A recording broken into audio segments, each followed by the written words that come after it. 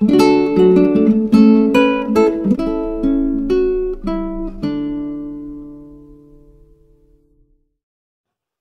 dia, meu irmão, minha irmã, bem-vindos a este nosso encontro de toda manhã da reflexão da Palavra de Deus.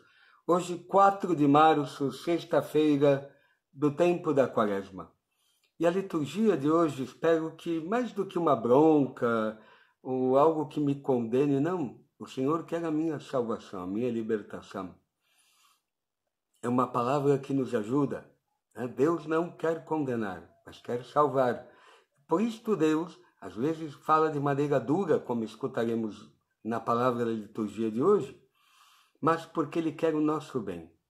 Quer de verdade que nós vivamos o melhor, não o pior, daquele que de verdade quer ser de Deus, quer estar em Deus, quer viver em Deus. E eu espero que a liturgia de hoje ajude você e a mim neste dia. Hoje, a primeira leitura do profeta Isaías, capítulo 58, do versículo de 1 ao 9. Aqui o profeta Isaías já começa com uma palavra forte, porque ele diz, o Senhor a Isaías, é uma ordem que dá Deus ao profeta. Grita forte sem cessar, levanta a voz como trombeta e denuncia os crimes do meu povo e os pecados da casa de Jacó. Primeira coisa que já nos fala a liturgia de hoje. Deus às vezes precisa gritar conosco. E manda o profeta gritar, porque às vezes se chama a atenção, se rompe a nossa surdez. O Senhor quer nos falar. O problema é se eu tenho ouvidos que escuta, que acolhe, que ouve ao Senhor que me chama. E o que me diz hoje o Senhor? Que olha, tudo bem, você parece um cara religioso, vem na igreja, participa da missa, reza o terço. Estou fazendo uma atualização da palavra, hein? Porque diz aqui a leitura, buscam-me cada dia e desejam conhecer os meus propósitos como gente que pratica justiça e não abandonou a lei de Deus.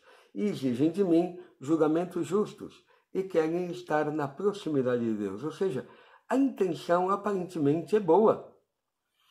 Porém, este povo, diz o Senhor, pelo profeta Isaías, por que o Senhor não se alegrou quando a gente jejuou e ignorou quando nos humilhávamos? Porque está falando do jejum, da mortificação. Está aqui nos ajudando. Qual é o espírito do jejum? Tempo da Quaresma é jejum, esmola e oração. Então, o jejum, como se vive bem o jejum? Não com hipocrisia. Posso até mortificar-me, jejuar, renunciar tanta comida, mas como diz o Senhor aqui na leitura, e a justiça, e a misericórdia, e a compaixão, e o fruto, porque o jejum deveria matar em nós, ou mortificar em nós, as minhas paixões, desejos, vontades, meu egoísmo, a minha soberba, e para isso serve. Porém, não adianta nada matar em mim orgulho se não brota o fruto que me dá a santidade, que me aproxima de Deus, que, como dizia o início da leitura, é aquele que quer conhecer os propósitos de Deus. Muito bem, diz o Senhor. Não façais o espírito com esse jejum, com que espírito? Não? É porque no dia do vosso jejum tratais de negócios e oprimis os vossos empregados. Não. É porque ao mesmo tempo que jejuais, fazeis litígios e brigas e agressões impiedosas. Acaso é esse jejum que eu aprecio? Não. Ou seja, as duas coisas têm que casar. Não adianta ter atitudes que aparentemente parecem ser boas, de gente que quer fazer a vontade de Deus, mas depois eu tenho as outras atitudes que me provam o contrário. Não adianta, ou adianta, rezar, participar, mas depois as minhas atitudes é do não perdão, do não amor, da injustiça, do ódio, da inveja, da rivalidade, da briga, da murmuração, do juízo. E aí? Que faço? Não pode. Ou não deveria? Porque não é o jejum que agrada, esta humilhação que agrada, que o Senhor olha e vê um coração contrito, humilhado, que reconhece as suas falhas, que precisa da ajuda de Deus para amar, etc. Mas é o sujeito que mortifica-se nesse desejo e tenta amar, tenta perdoar, Tento olhar para o sofrimento do outro, como diz aqui. Não? O jejum que eu prefiro não é quebrar as cadeias injustas, desligar as amarras do jugo, tornar livres os que estão detidos, enfim, romper todo tipo de sujeição. Não é repartir o pão com o faminto, acolher em casa os pobres e peregrinos, etc. Por isso espero que a liturgia de hoje nos ajude a viver a sinceridade do coração.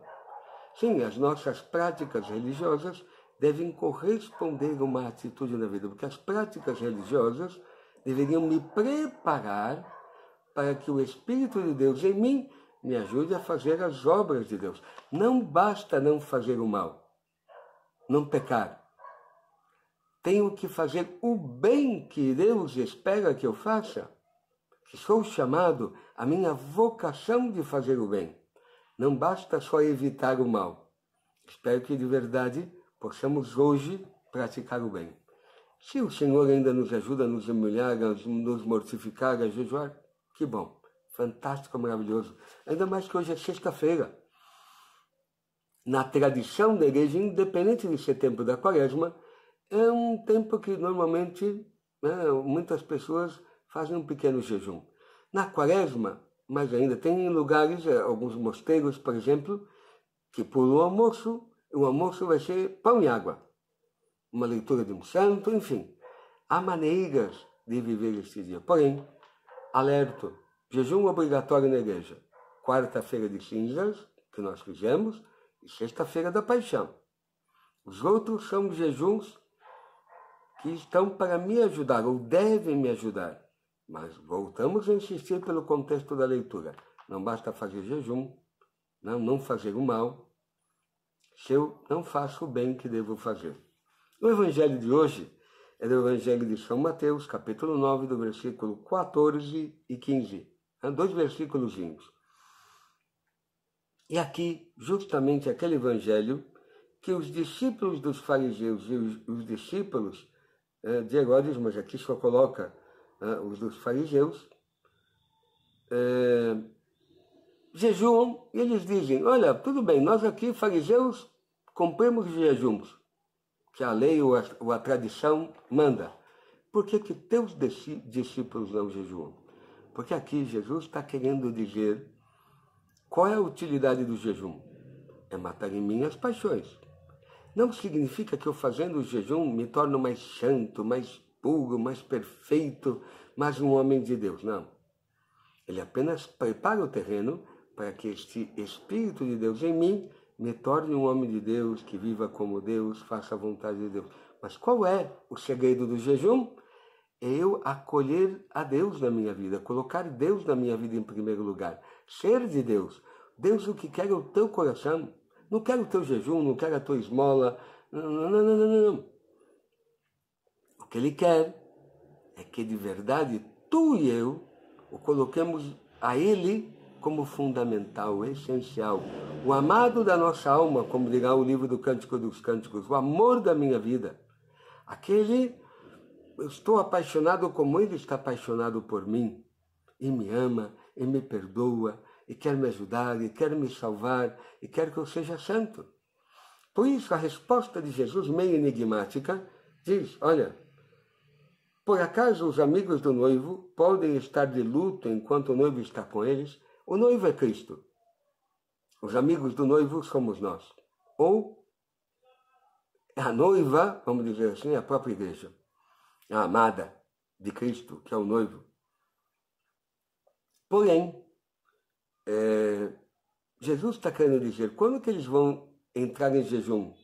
Porque diz ele, dias virão em que o noivo será tirado do meio deles, então sim jejuarão. Quando que os discípulos, eu diria, quando morre alguém da nossa família, tem alguns que até ficam sem apetite, não comem de tanta tristeza. Imagina os discípulos, caminham 3 anos com o mestre, e o mestre é morto de uma maneira brutal, na cruz, etc. Estes homens estão trancados por medo do judeu. O amado lhes foi tirado. O mestre. Tanto que os discípulos de Emaús voltam para o seu povoado tristes, muito tristes, decepcionados, ou seja, frustrados.